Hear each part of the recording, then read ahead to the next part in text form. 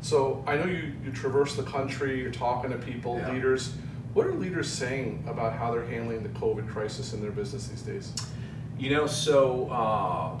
I don't think Mike Tyson will go down in history as a great thinker, but he's going to go down in history as one of the greatest boxers of all time. So of course the quote is, everybody has a plan until they get punched in the face. And I think, there are a handful of businesses that feel like that. They feel like they've been punched in the face. I think although a lot of what I'm hearing, different business owners are struggling with different things, but I think they're reacting to it in a very similar way. There's still this idea of uncertainty. But what I'm hearing is, hey, do we pivot or do we stay the course? And if we pivot, what does that really look like? And, we're doing well now, but could we really handle another downturn? So I think those are the things I'm hearing, and I've had some really interesting conversations, which I'd like to share with you at some point, which maybe we'll talk about. I'm sure you find it funny, like I do, that Tyson's making a comeback, right? He's 53, making a comeback. So if he can make a comeback, we can overcome the COVID. So tell me some specifics about some companies you've heard about or people that have kind of reiterated or reinvented themselves in light of this shock to their system. So there's a bunch of them. A couple of very colorful ones. One is, BuzzBallz is the first and only all-female owned distillery that actually turned off their alcohol production and actually started producing hand sanitizer. And so there's a lot of stories like that are really interesting.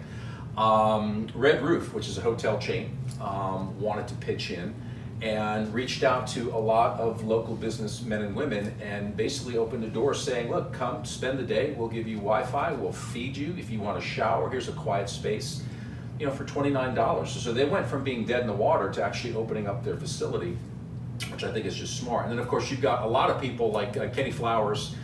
Kenny owns a Hawaiian shirt company, which has done very well, I believe, in the South Pacific.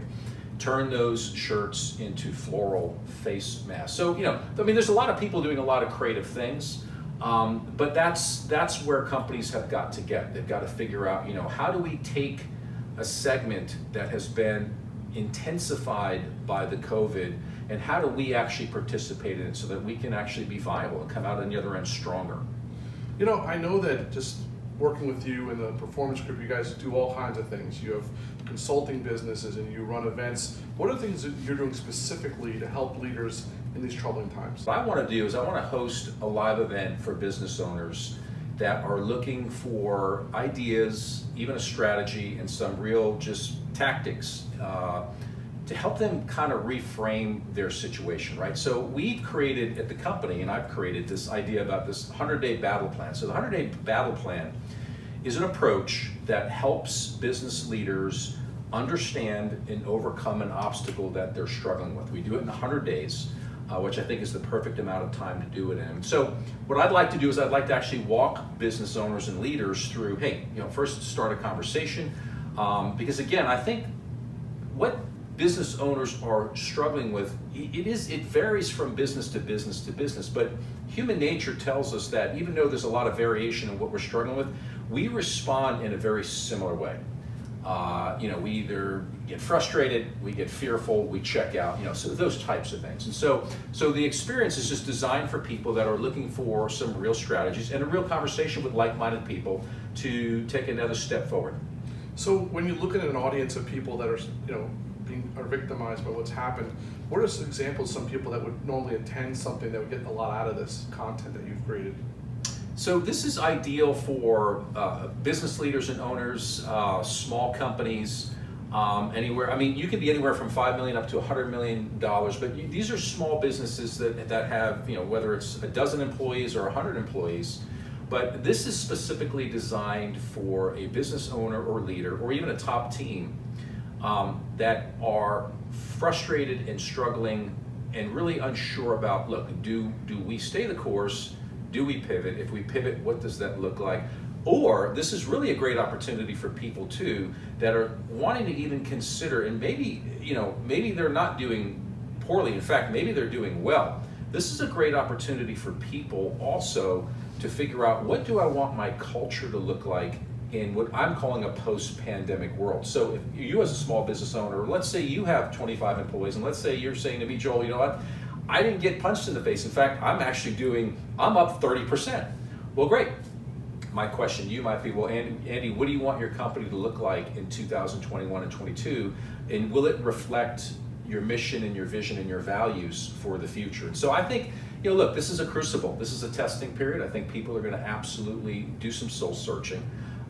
If they're doing well, I think they're going to want to do better, but the idea is to do the best you can to get to the other side. So you've got the performance card and you got the culture card, but we want to meet all those needs and have a great conversation. If I was interviewing one of the people that attended the meeting, and after the meeting, I said, what did you walk away with from Joel today? What do you hope they walk away with after working with you? I hope they walk away with clarity.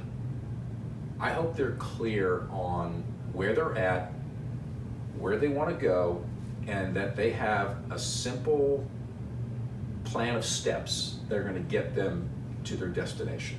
I know that you probably get this question all the time, but in your background, what are you drawing on to develop this content? Do you feel it differentiates your approach and methodology from other people that might offer similar services? I think two things that differentiate me. Number one is my military background, which I think I had the privilege and the opportunity to be trained in highly pressurized situations and teach people how to manage emotion, make decision, and come up with strategies that work.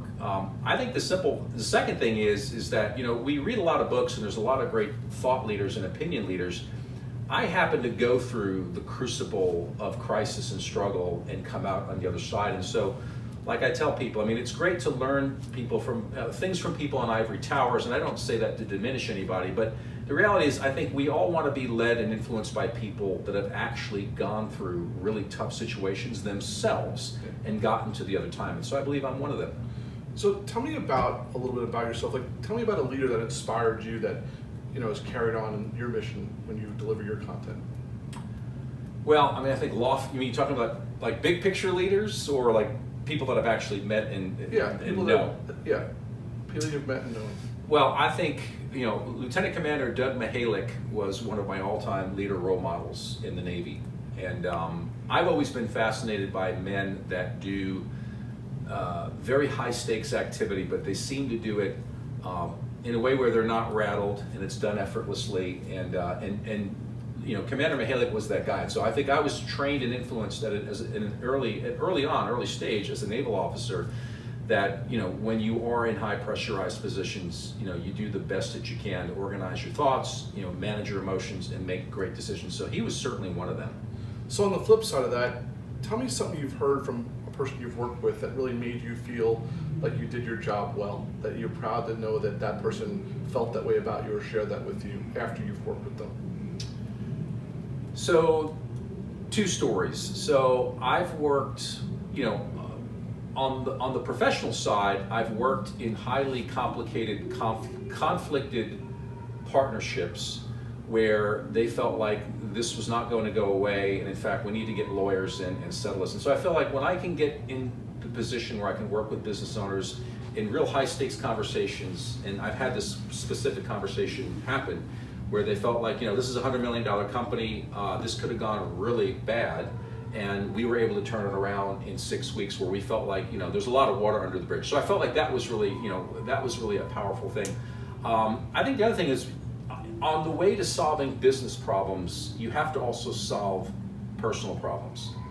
And I pull no punches because the work that I do is very personal at times, and I've had people tell me that you've helped me solve something in a weekend that I've actually gone to therapy to try to figure out, over the course of my adult life. And so it's statements like that really means something. I feel like I'm really able to make a difference in people's lives. So give me, off the top of your head, one reason why I should come to this event.